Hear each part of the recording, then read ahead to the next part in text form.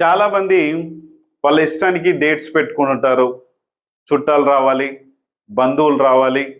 కానీ ఇవన్నీ కూడా మంచివే.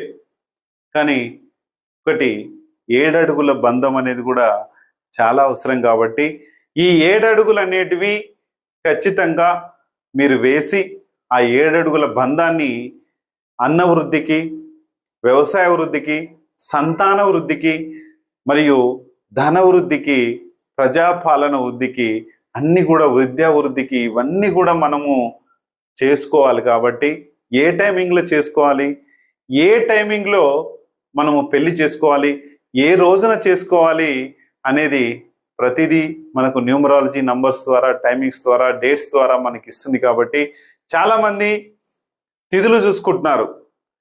తిథి చూడండి, తేదీ చూడండి.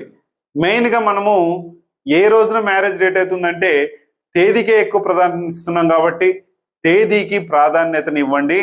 తేదీ న్యూమరాలజీ ఇస్తుంది కాబట్టి ఈ తేదీల రోజులు చేసుకుంటే 100% మీ యొక్క లైఫ్ సక్సెస్ఫుల్ వేలో ఉంటుంది.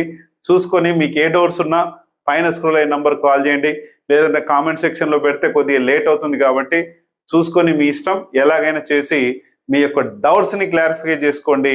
థ్యాంక్ యూ మీ అందరికీ.